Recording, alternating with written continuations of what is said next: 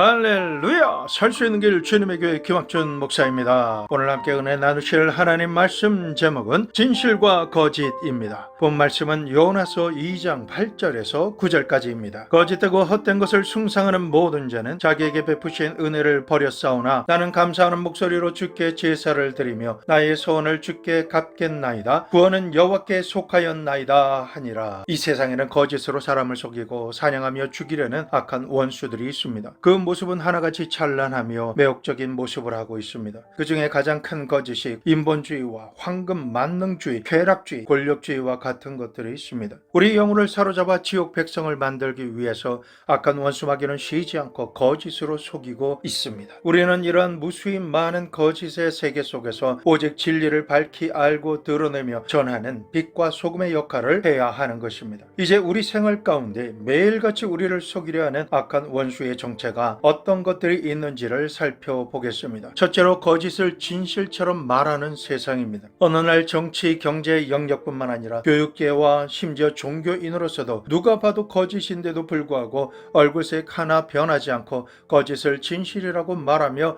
당을 지어서 왜곡시키고 쇠뇌시키려 합니다. 그 실체가 드러나도 결코 사과하지 않습니다. 뻔뻔스럽게도 자신으로 인해 억울함을 당한 사람에게 도리어 큰 소리를 치는 적반하장의 금수만도 못한 이들이 판을 치고 있는 세상에서 우리가 살고 있는 것입니다. 이처럼 적지 않은 많은 사람들이 자신의 이기적인 이익을 위해서는 거침없이 속이고 기만하는 거짓된 죄악관을 가지고 진실과 진리를 왜곡하고 자신이 주도해 나가려고 이것을 선포하고 있는 것입니다. 그들이 말하는 죄라는 것은 진리와 사실에 기초한 것이 아닙니다. 그저 자신들의 생각이 만들어낸 것이며 죄의 실체는 없고 실존하지 않는다라고 속이며 말합니다. 과연 죄를 짓고 죄책감으로 괴로워하는 사람이 정상이 아닐까요? 그가 고통스러워하는 고통을 죄는 없다, 별것이 아니다, 지금 시대에는 그 정도는 그냥 넘어간다, 그러므로 죄책감을 가지지 않아도 된다, 다른 사람들도 그 정도는 다 죄를 짓고도 행복하게 잘 살고 있다, 그러니 죄책감을 버리고 행복하게 축복받으며 살아도 된다, 죄를 지은 죄책감으로 살까봐 예수님께서 십자가에서 모든 대가를 지불하셨으니 내 입술로 죄를 회개한 이후에는 죄의식과 죄책감을 가질 필요가 없다, 그것은 불신앙이다 라고 말합니다. 과연 그럴까요? 입술로 죄를 회개했지만 삶은 이전과 동일하게 돌이키지 않고 그대로 살고 있는데 스스로만 죄를 용서받았다고 믿고 자유하면 되는 것일까요? 그렇다면 자신이 죄책감을 가질 정도로 피해를 본 상대방은 그 감당해야 할 아픔과 괴로움은 어떻게 해야 할까요? 그리고 피해를 본 피해자들을 생각하며 죄책감을 가지고 회개하였지만 피해를 주는 일이 변하지 않고 여전히 진행되고 있다라면 그것이 참으로 회개하고 하나님께 용서받은 사람의 열매일까요? 다시 생각해 보기를 원합니다. 진실로 죄라는 것이 인간의 상상이 만들어낸 것에 불과할까요? 성도 여러분의 상황에 따라서 자기 편리한 방향대로 진리와 진실을 합리화시킨다고 해서 과연 그것이 죄가 아닐까요? 하나님의 말씀에서 죄란 진리의 말씀인 하나님의 법을 어긴 행동이 죄인 것입니다. 이 세상에서도 법을 어기면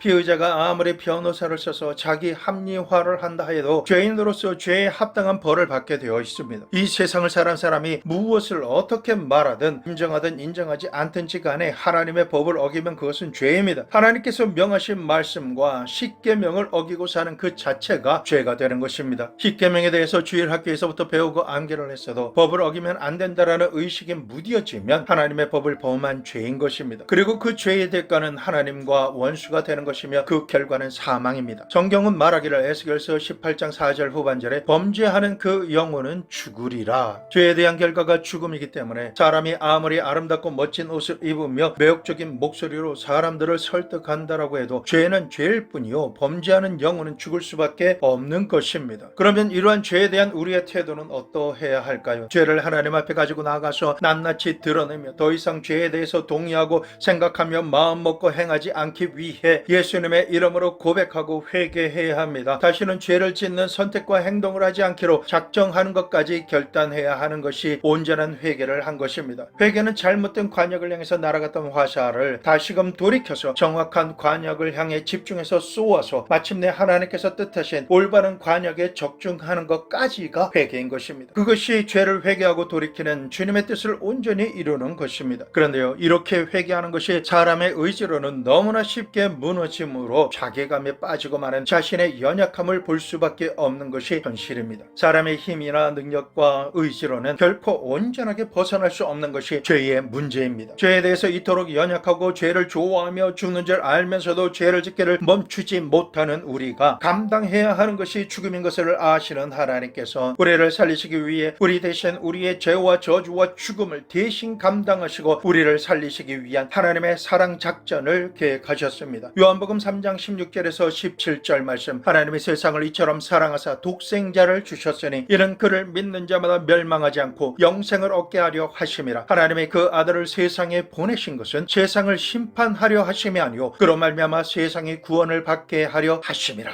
우리가 하나님을 만나기 위해 자신이 지은 죄를 철저히 회개하고 저버리며 하나님 앞에 나오면 하나님의 독생자이신 예수님께서 우리의 질병을 고쳐주시기 위해 갈고리가 달린 채찍에 온몸을 찢기시고 가난의 저주를 감당하기 위해 머리에 가시 면류관을 쓰셨으며 내가 달려 죽어야 할 저주의 나무 십자가에 못 박히셔서 몸 찢기시고 온몸에 피와 물을 다 흘리시며 대신 죽으심으로 지불하시고 청산하신 것입니다. 이 사실을 믿고 예수 그리스도 앞에 나가서 모든 죄를 회개하고 불쌍히 여김을 받는 긍휼히 여김을 받고 구원과 축복과 생명을 선물로 받는 은혜를 입은 자가 되면 그 어떤 죄를 할지라도 청산함을 받습니다. 이것이 진리이며 진실입니다. 죄를 지은 죄인이 아직 형량이 남아 있어도 사랑하는 이를 통해 죄의 대가에 해당하는 보석금이 지불되면 죄인은 감옥에서 풀려나는 것과 같습니다. 자신이 죄의 대가를 모두 다 지불하지 않았고 그 기한을 채우지 않았기 때문에 감옥에 자신이 더 있는 것이 맞다고 주장하며 보석금이 지불된 것을 인정하지 않는다 하여도 법은 인정했고 감옥에 간수는 감옥에서 당장 나가라고 명령하고 내보낼 것입니다.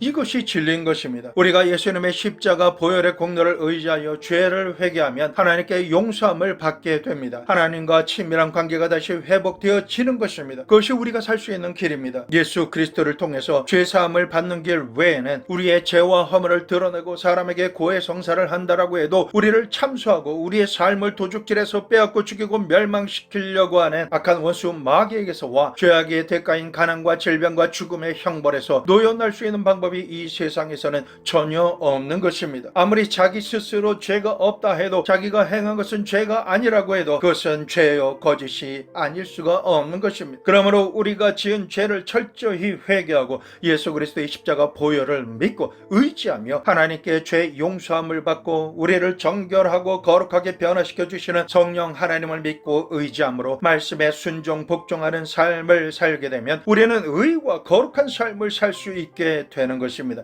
이것이 영생의 삶을 살 수 있는 참된 생명의 길인 것입니다. 이 세상을 살아가는 동안에 이 길을 걸어가자면 이 길은 좁은 길이요 괴로운 길입니다. 하지만 이 길만이 참된 길이요 영광과 영생의 길인 것입니다. 이 길을 거부하고 거짓과 죄를 짓는 죄악의 길을 걸어가면 잠깐은 넓고 편안한 길일 것입니다. 그리고 그 길을 찾는 수많은 사람들을 만나서 죄책감에 대한 거짓된 메시지를 들음으로 안도감을 가질 수 있을 것입니다. 하지만 그 길의 끝은 처절한 절망과 죽음과 영원한 형벌만이 기다리고 있을 뿐입니다. 두 번째로, 과연 무엇이 거짓일까요? 사람들은 사람이 죽으면 단순하게 모든 것이 끝이다 라고 말합니다. 죽음 이후에는 아무것도 없기 때문에 내일이나 혹은 언제 죽을지 모르기에 아무것도 누리지 못하고 죽으면 손해요 억울할 것이기 때문에 억울하지 않게 하기 위해서 오늘 먹고 마시며 내가 하고 싶은 대로 다 하며 살자. 윤리와 도덕이 무슨 필요가 있나? 죽으면 그만인데. 그러니 사람 눈치 보지 말고 무엇이든지 먹고 마시고 입고 육신의 정욕을 추구하고 즐기며 살자. 안목의 정욕을 위해서 가지고 싶은 것 다 가지자. 그러기 위해서는 수단과 방법을 가리지 않아도 된다. 이 세상에서 남부를 것 없도록 자랑하며 살다가 뒷일 감당할 부담 가지거나 생각할 필요도 없이 그저 죽게 되면 한 줌의 흙으로 돌아갈 것이니 마음 내키는 대로 실컷 즐기며 살아보자 라고 합니다. 그런 사람은 정말 아무 대책 없이 사는 사람입니다. 가족이나 자녀들에 대한 배려는 눈꼽만큼도 없는 양심불량인 사람의 모습인 것입니다. 이것이 참일까요? 이렇게 살면 결국은 모든 사람들이 등을 돌리게 될 것입니다. 세상 사람은 속일 수 있을지 몰라도 성령 하나님과 내 양심은 속일 수가 없는 것입니다. 히브리서 9장 27절, 한 번 죽는 것은 사람에게 정한 것이요 그 후에는 심판이 있으리니. 사람이 육체를 가지고 이 땅에 살 동안 그가 무엇을 행했든지 간에 그가 행한 모든 것은 심은 그대로 거두며 심판주가 되시는 하나님 앞에 반드시 심판을 받게 되어 있는 것입니다. 사람은 영이신 하나님의 형상과 모양대로 지음을 받았기 때문에 육신의 삶을 살고는 있지만 우리에게는 영이 있습니다. 그러므로 영이 거하는 집인 육체가 죽음 죽어서 한 줌의 흙이 되어도 그 영은 사라지지 않는 것입니다. 영원한 삶을 살든지 영원히 징계를 받든지 둘 중에 하나의 결과를 심판받아 살게 되는 것입니다. 바울은 이와 같이 말씀합니다. 고린도후서 5장 1절 말씀에 만일 땅에 있는 우리 장막집이 무너지면 하나님께서 지으신 집 곧 손으로 지은 것이 아니요 하늘에 있는 영원한 집이 우리에게 있는 줄 아느니라. 우리가 살고 있는 이 육신 장막집은 지금은 의학이 발달해서 100세 시대라고 하지만 우리의 육신은 강건하게 살면 70년에서 80년을 세상에서 살며 오고 가는 천막집에 불과합니다. 그나마도 영혼과 마음과 육신이 찢어지고 병들며 썩을 수 있는 인생입니다. 하지만 이 장막집 속에는 영원히 존재하는 우리의 영혼이 있습니다. 이 영혼이 오늘이라는 시간에 예수 그리스도 안에서 보혈로 씻김을 받고 구원을 받아 하나님의 사랑받는 백성이 되어서 영생을 얻었느냐, 예수님의 십자가 보혈의 공로로 구원받기를 거부하고 하나님께 버림받은 존재가 되어서 심판받는 존재로 영원히 고통받느냐, 결과는 70년에서 80년 이후에 죽음을 맞이할 때 결판 지어지는 것입니다. 영원한 영광이냐, 영원한 수치냐, 천국이냐, 지옥이냐, 영광이냐, 절대 절망이냐, 우리가 이 세상에서 그리고 예수 그리스도 앞에서 결정해야 될 일인 것입니다. 인본주의는 거짓말입니다. 인간은 인간의 이성과 자유를 사용해서 무한한 낙원을 건설할 수 있다라고 말합니다. 하나님이라는 존재는 필요 없다라고 말하며 사람이 죄인이라고 말하는 것은 자신과 인간이 하나님이라고 말하는 것과 별반 차이가 없는 사탄과 같은 교만함과 거짓으로 자신을 높이는 자인 것입니다. 인간의 이성과 자유를 통해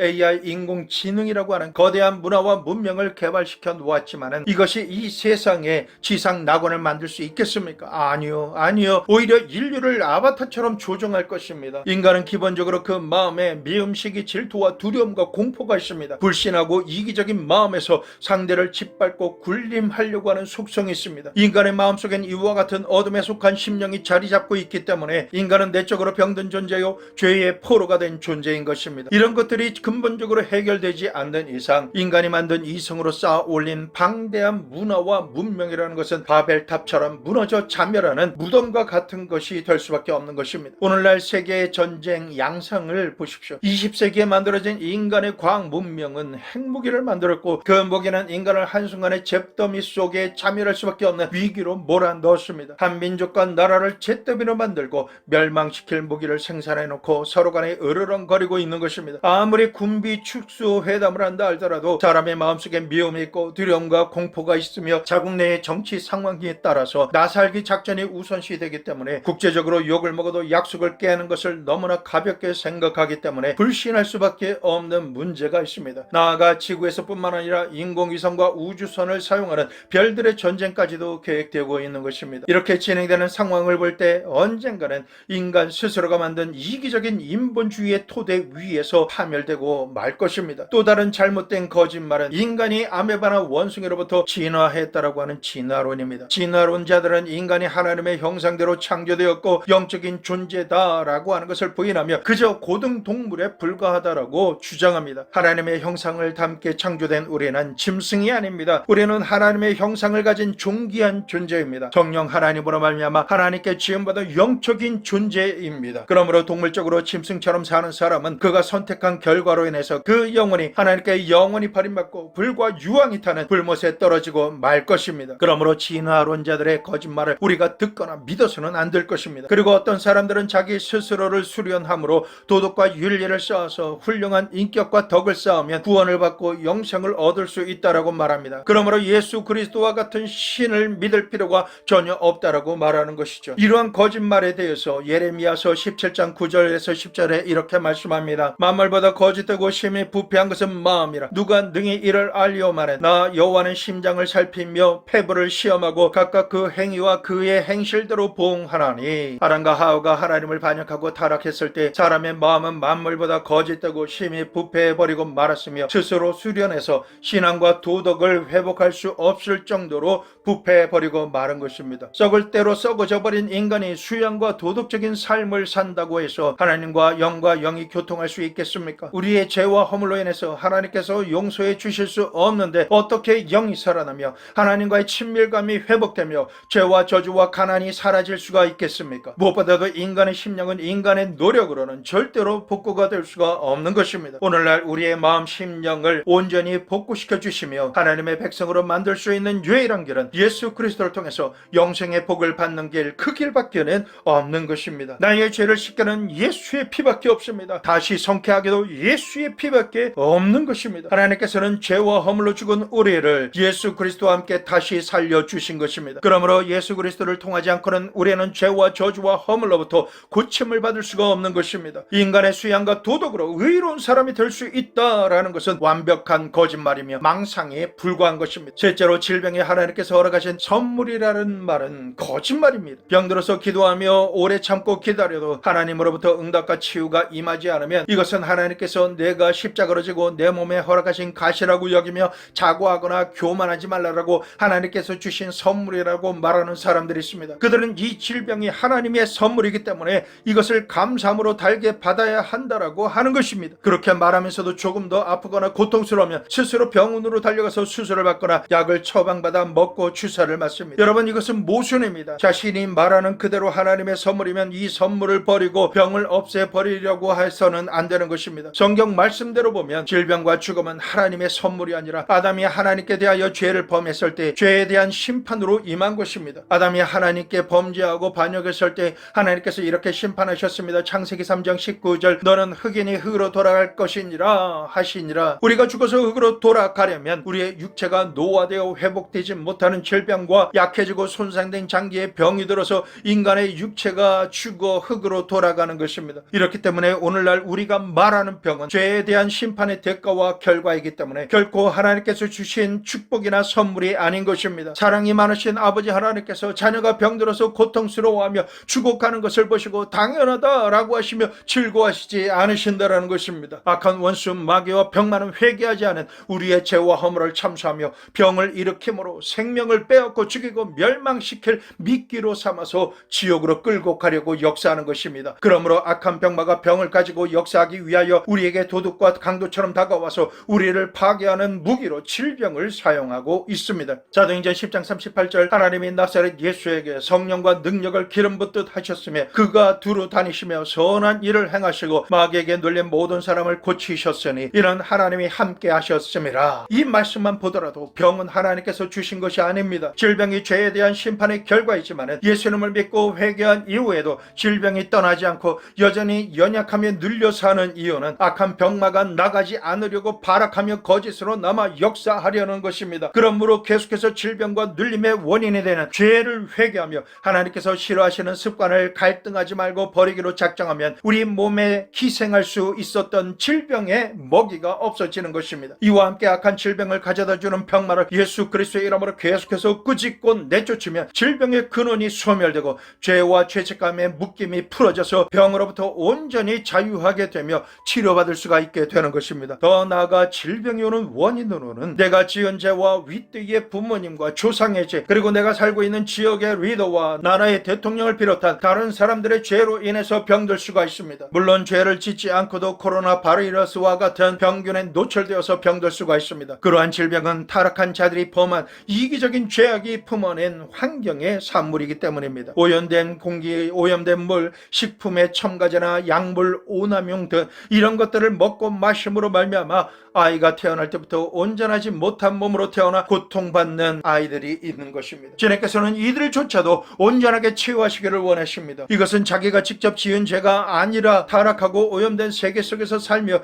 인간이 자의적으로 실수하거나 자초한 실수로 오염된 환경을 통해서 이러한 질병을 가지게 된 것입니다. 그러므로 질병에 대한 거짓말을 하는 사람들은 병들게 된 이유와 원인을 진단하고 판단만 하지 자신들이 최선을 다하고 난 이후에 하나님께서 치료해 주실 것이다라고 하는 질병 치유에 대한 소망을 절대로 주지 않으려고 합니다. 오히려 하나님께 치유받기를 원하는 기도를 어리석은 생각이라고 무시하고 조롱합니다. 인간이 의학적으로 할 수 있는 한계치 다음에는 분명히 하나님을 의지해야 한다는 것, 그것을 믿어야 하는데 그것을 부질없고 부끄러운 생각이라고 여기며 합리적인 말로 변명하고 포장해서 포기하게 만드는 거짓말을 하는 것입니다. 하지만 우리를 향하신 하나님의 뜻은 창조하실 때에 기뻐하시던 사람의 모습, 그 온전한 그대로 치료받고 회복되게 하시는 것입니다. 출애굽기 15장 26절 이르시되 너희가 너희 하나님 나 여호와의 말을 들어 순종하고 내가 보기에 의를 행하며 내 계명에 귀를 기울이며 내 모든 규례를 지키며 내가 애굽 사람에게 내린 모든 질병 중 하나도 너희에게 내리지 아니하리니 나는 너희를 치료하는 여호와임이라. 치료하시는 여호와 라파 하나님과 같이 예수님께서도 이 땅에 오셔서 공적인 삶을 사실 때에 사역의 3분의 1을 각색 병 을 고치시는 일을 행하셨습니다. 그리고 마태복음 4장 17절 이때부터 예수께서 비로소 전파하여 이르시되 회개하라 천국이 가까웠느니라 하시더라. 누가복음 10장 8절에서 9절 어느 동네에 들어가든지 너희를 영접하거든 너희 앞에 차려놓은 것을 먹고 거기 있는 병자들을 고치고 또 말하기를 하나님의 나라가 너희에게 가까이 왔다 하라. 12제자와 70인 제자들 그리고 모든 신자들에게 말씀하시기를 회개의 천국 복음을 전하고 병든 자를 고치라고 당부의 말씀을 하셨습니다. 예수님께서 이 땅에 오신 목적 중에 하나는 마태복음 8장 17절 이런 선지자 이사야를 통하여 하신 말씀에 우리의 연약한 것을 친히 담당하시고 병을 짊어지셨도다 함을 이루려 하심이더라. 베드로전서 2장 24절 후반절에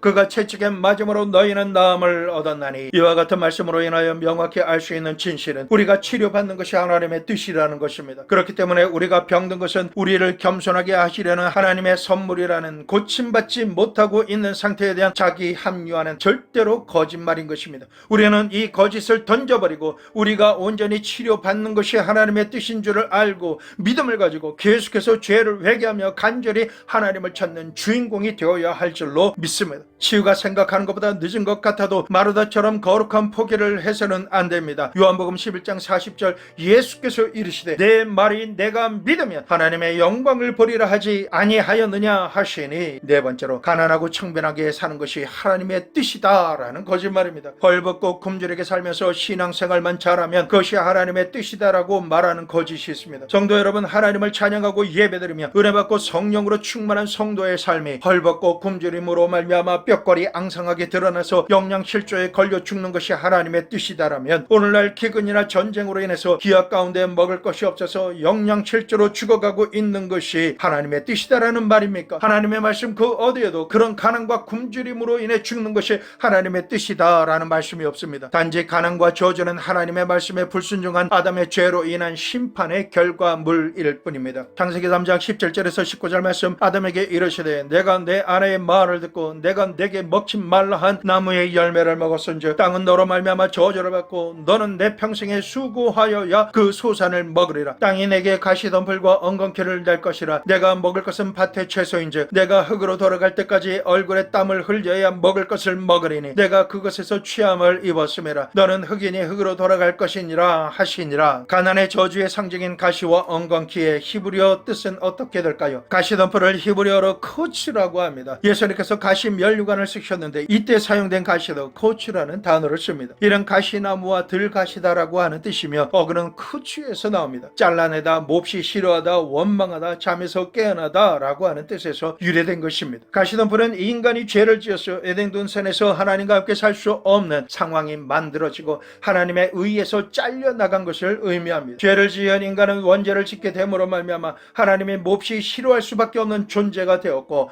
이런 입장이 된 인간은 삶의 모든 부분에서 가시에 찔려 아프기 때문에 하나님께 불평하고 원망하는 삶을 살게 되었습니다. 엉겅퀴는 히브리어로 나르다르라고 합니다. 그 어근은 다라르, 넘치게 흐르다, 풍부하다, 풍성하다, 빛을 비추다 라는 뜻에서 유래되었습니다. 하지만 이런 엉겅퀴에도 가시가 돋아져 있습니다. 그래서 사람들이 만지면 가시에 찔리게 됩니다. 죄악의 삶을 사는 인간들 때문에 땅이 저주를 받아 가시가 있는 엉겅퀴를 내게 된 것입니다. 이것은 인간이 저주를 받은 것을 상징합니다. 저주받은 인간으로서 살게 되면 살아가는 모든 것에 가시 같은 것들이 있습니다. 입에서 나오는 것도 가시가 섞인 말을 하고 하나님을 향해서조차도 원망 불평에 가시가 섞인 말을 하고 있는 것입니다. 아담의 죄로 인해서 땅은 저주를 받아서 가시와 엉겅퀴를 내며 이마에 땀을 흘려야 먹고 살 것이 것이다라고 말씀하신 것입니다. 그러므로 가난은 죄악으로 말미암아 온 굶주림과 저주이지 가난한 삶이 하나님의 뜻이나 축복이 전혀 아닌 것입니다. 그 죄와 허물이 사함을 받으면 가난의 저주도 동시에 소멸되어져 버리고 사라져 버리고 마는 것입니다. 가난을 신앙으로 극복하면 물질을 얻을 하나님의 능력이 임하게 되고 정령 하나님이 가난을 해결하고 물질을 창출할 수 있는 지혜와 총명의 영이 임함으로 말미암아 요셉과 같은 부를 이루는 축복을 받게 되는 것입니다. 가난은 질병의 온상입니다. 범죄와 인간 비극의 온상인 것입니다. 사람이 가난하고 배고프면 도둑질을 안 할 도리가 없습니다. 거짓말을 안 할 도리가 없는 것입니다. 가난 그 자체는 인간의 그 존엄성까지도 파괴해버리고 많은 저주인 것입니다. 가난이 아름다운 것이라고 미워하는 사람은 어떠한 정신 상태에서 그런 말을 하는지 이해할 수가 없습니다. 하나님께서는 나는 아브라함의 하나님, 이삭의 하나님, 야곱의 하나님이라고 말씀하십니다. 아브라함과 이삭과 야곱은 많은 신앙을 걷고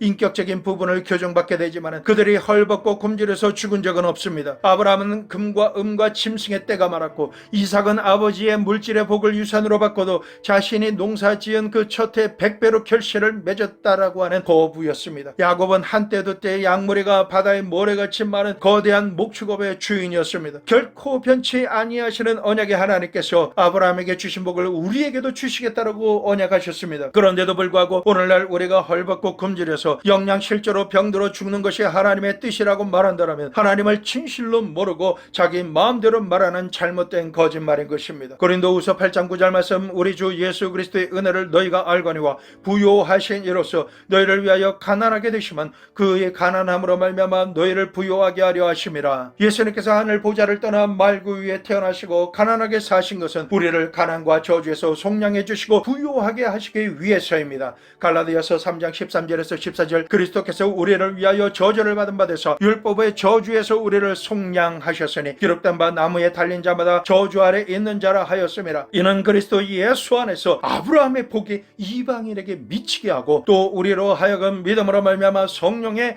약속을 받게 하려 함이라. 우리가 죄인이기 때문에 가난의 저주를 받아들이고 가시와 엉겅퀴의 삶을 인내하며 천국에 갈 때까지 감내하면서 살아야 한다라고 하는 악한 원수 마귀의 거짓에 속지 말고 그리스도 예수 안에서 아브라함의 복을 받아야 합니다. 믿음으로 지혜와 총명의 영으로 임하시는 약속된 성령을 받아야 하는 것입니다. 다섯째로, 예수님의 공중 재림과 부활이 없다라는 거짓말입니다. 요한계시록 21장 8절, 그러나 두려워하는 자들과 믿지 아니하는 자들과 흉악한 자들과 살인자들과 음행하는 자들과 점술가들과 우상 숭배자들과 거짓말하는 모든 자들은 불과 유황으로 타는 못에 던져지리니 이것이 둘째 사망이라. 사람의 육체가 죽는 것이 첫째 사망이요 영혼이 영원한 불과 유황으로 타는 불못에 던져짐을 받는 것이 둘째 사망인데 그들의 명단은 이렇습니다. 두려워하는 자, 믿지 않는 자, 흉악한 자, 살인자, 음행하는 자, 점술가들과 우상 숭배하는 자, 거짓말하는 모든 자들이라고 합니다. 세상에서는 사람들을 속이고 도망가고 뻔뻔스럽게 살 수 있지만 이들이 받을 하나님의 심판과 종말은 분명히 있습니다. 그러므로 하나님께서 분명히 말씀하셨음에도 불구하고 거짓말로 재림과 부활이 없다고 거짓말하는 사람도 그가 심판받아 갈 곳은 정해져 있는 것입니다. 그들은 이렇게 말합니다. 베드로서 3장 3절, 먼저 이것을 알지니 말세에 조롱하는 자들이 와서 자기의 정욕을 따라 행하며 조롱하여 이르되 주께서 강림하신다라는 약속이 어디 있느냐. 조상들이 잔 후로부터 만물이 처음 창조될 때와 같이 그냥 있다 하니. 이들이 아무리 목소리를 높여 떠들어도 성도 여러분, 이 말씀을 들으십시오. 데살로니가전서 4장 16절에서 17절 말씀, 주께서 호령과 천사장의 소리와 하나님의 나팔 소리로 친히 하늘로부터 강림하시리니 그리스도 안에서 죽은 자들이 먼저 일어나고 그 후에 우리 살아남은 자들도 그들과 함께 구름 속으로 끌어올려 공중에서 주를 영접하게 하시리니 그리하여 우리가 항상 주와 함께 있으리라. 종말의 때와 시간은 하나님께서 결정하십니다. 그러니 우리가 그때를 정하며 그날이 오기 전에 마음대로 살다가 그때만 회개하고 올바로 살아서는 안 되는 것입니다. 그날이 언제인지 모르지만 밤에 갑자기 오시더라도 신랑을 맞이할 신부의 기대함으로 깨어 기다리며 밤을 밝힐 등잔불과 기름을 항상 준비하는 마음으로 매 순간을 살아야 하는 것입니다. 종말은 있습니다. 세상에 난리와 난리의 소리가 있지만 그때는 아닙니다. 종말이 없다는 악한 원수의 거짓에 속아 나태해져서는 안 되는 것입니다. 주님께서 2023년이나 늦게 오시는 것은 한 영혼이라도 더 회개하게 하고 구원받아 천국 백성이 되게 하시기 위해서 오래 참으시는 것입니다. 고린도전서 15장 51절에서 54절, 보라 내가 너에게 비밀을 말하노니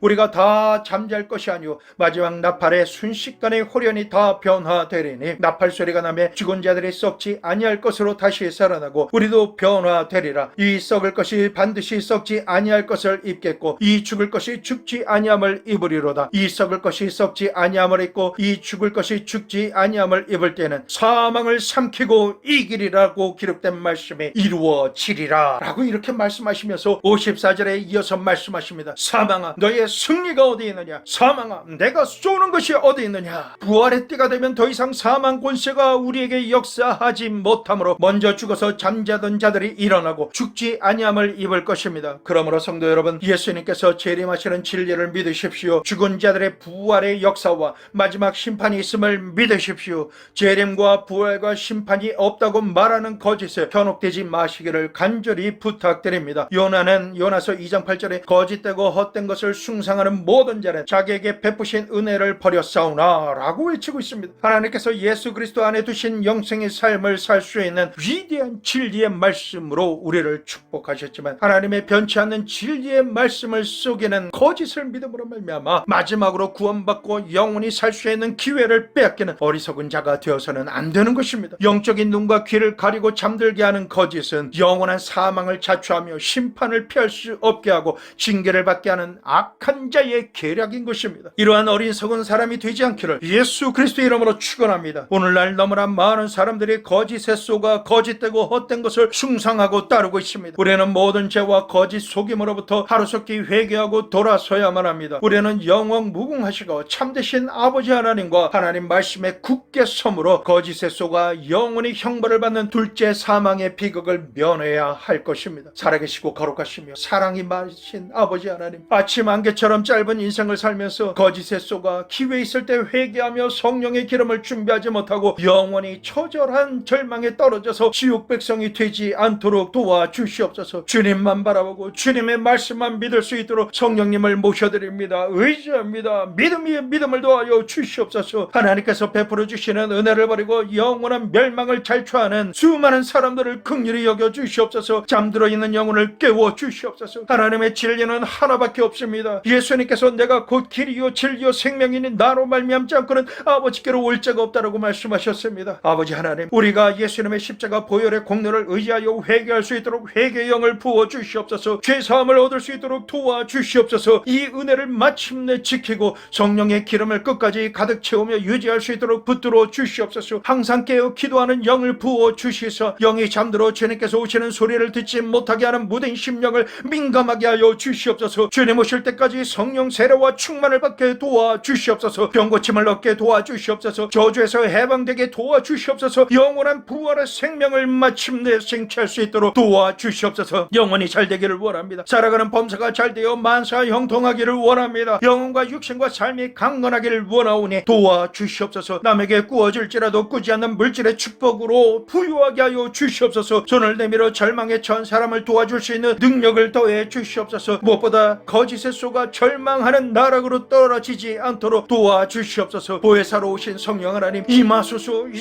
바람같이 불같이 생수같이 기름 부음으로 임하여 주시옵소서. 삶의 모든 영역에 운행하여 주셔서 거짓에 속아 절망하는 사람과 타락한 사람들의 눈을 밝혀 주시옵소서. 내 마음의 눈을 열어 주를 보게 하여 주시옵소서. 진리의 말씀을 깨닫게 허락하여 주시옵소서. 언제나 내가 주님 안에서 발견되게 하시고 주님 안에 내가 있음을 확인할 수 있게 하여 주시옵소서. 우리의 참 소망이 되신 예수님의 이름으로 기도드리옵나이다.